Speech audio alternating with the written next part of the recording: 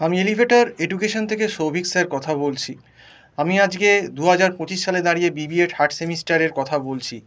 BBA third সেমিস্টারের সিলেবাসটা যদি তোমরা দেখো, কম্পালসারি পেপার হিসেবে অপারেশন ম্যানেজমেন্ট এবং ফাইন্যান্স পেপার তোমাদের দিয়েছে, ফাইন্যান্সিয়াল ম্যানেজমেন্ট। কিন্তু বলবো ম্যাকআউটের এটা কী সিলেবাস করেছে? ম্যাকআউট ফাইন্যান্স দিয়েছে, যাদের অ্যাকাউন্টসেরই কোনো নলেজ নেই। ফার্স্ট সেম সেকেন্ড সেমে তো কেউ অ্যাকাউন্টস ভালোভাবে পড়েইনি। আমার অনেক স্টুডেন্ট আছে বিবিএতে যারা অ্যাকাউন্টসের এবিসিডি জানে না।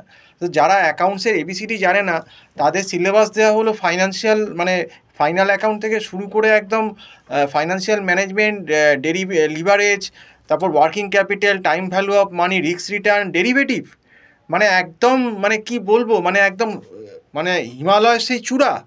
তো এটা কিভাবে ম্যাকআউট সিলেবাসটা করলো আমি জানি না, যে কারা সিলেবাস সেট করেন। কিন্তু অ্যাজ এ টিচার আমাদের যতটুকু নলেজ আছে, বিবিএতে বিভিন্ন ডিফারেন্ট ব্যাকগ্রাউন্ড থেকে ছেলেমেয়েরা পড়তে আসছে। অনেকেই আর্টস থেকে আসছে, সায়েন্স থেকে আসছে, আর তো অ্যাকাউন্টসের বিন্দু বিসর্গ তারা জানে না। আর যারা 12-এ কিছুটা অ্যাকাউন্টস পড়েও এসেছে, তাদের পক্ষেও কিন্তু এই ফাইন্যান্সিয়াল ম্যানেজমেন্ট বোঝাটা বেশ কঠিন। কাজেই এইবারে বিবিএ থার্ড সেমিস্টারে 4 বছরের যে সিলেবাসটা, যারা 25-এ তোমরা থার্ড সেমিস্টার তোমাদের ডিসেম্বরে হবে, আমার ধারণা অনেক ছেলেমেয়ে এবারে ফেল হবে, কারণ সিলেবাসটাই এরকম ফাইন্যান্সে। তার সঙ্গে আবার গোদের ওপর বিস্ফোরা হচ্ছে অপারেশন ম্যানেজমেন্ট।